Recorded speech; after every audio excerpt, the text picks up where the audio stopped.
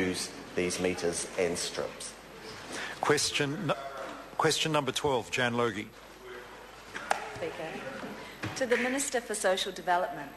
Does she agree with the statement in her Cabinet paper that, quote, evidence shows that support for beneficiaries to undertake study, such as the Training Incentive Allowance, can be effective in increasing the time participants spend off benefit? The Honourable Paula Bennett. Mr Speaker, at times, yes, I have always been and will continue to be a staunch advocate that for some people study can change their lives. The argument is how much should people invest in their own study and how much should the government subsidise that study. Jan Logie. Does she believe that the government should provide extra support for beneficiaries for whom tertiary study at level 4 or above is the best way to reduce their long-term costs to government?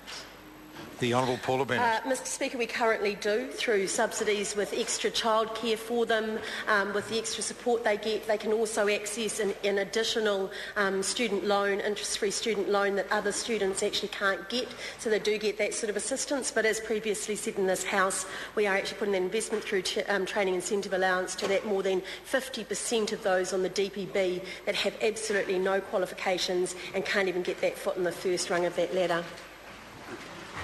Jacinda Ardern. To the Minister. Why is a sole parent with exactly the same set of circumstances eligible for more assistance if they train to become a hairdresser than if they train to be a nurse, as set out by her Training Incentive Allowance policy? The Honourable Paula Bennett. Mr Speaker, as I say, the assistance they can get is based on the level, so for level 4 and above they're not getting the Training Incentive Allowance, but level 3 and under they can. So there are different ones. I'm not sure exactly what qualifications fit in with them. But that's the way that the system is set up. Point of order. Point of order, Jacinda Ardern. Mr Speaker, my question was quite specific. It didn't ask what the policy was, it asked for the rationale behind the policy. Why is there the difference that the Minister just outlined? Well, Order, I thought I heard the Minister answer that. She said because some courses are above level 3 and some are level 3 and below, and that is why there is the difference. Now, that may not be the explanation that the member wanted, but it's certainly an explanation as to the difference. Jan Logie, supplementary question. Jan Logie. Thank you, Mr Speaker. To the Minister, then why does her Cabinet paper say, I believe that we need to provide some extra support for the small group of beneficiaries that may be identified by the investment approach as those for whom higher level tertiary level study at level 4 or above is the best way to reduce their long-term liability?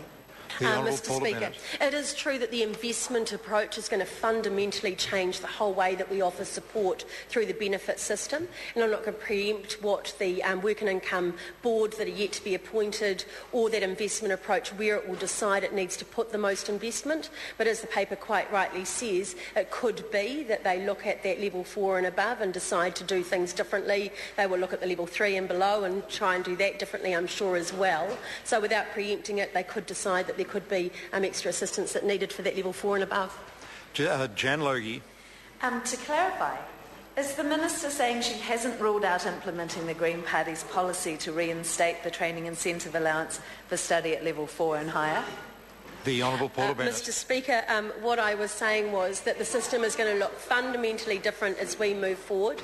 I'm not sure that everyone kind of grasps the difference that the investment approach is going to take. Well, it is incredibly complex, and that it could actually look at that, and who knows, it may actually be in line with the Green Party's policy.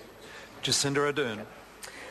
Why is a sole parent with exactly the same set of circumstances eligible for more assistance if they train to become a hairdresser at level 3 than if they train to be a nurse at level 5, as set out in her current policy?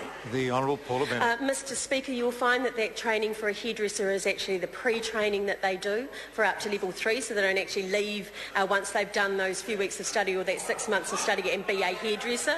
They then go into apprenticeships and have a long time in work-based learning, so they don't actually work out with the qualification and ready to go into be a full-time hairdresser.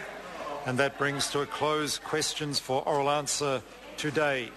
I call on Government Order of the Day for the address and reply debate.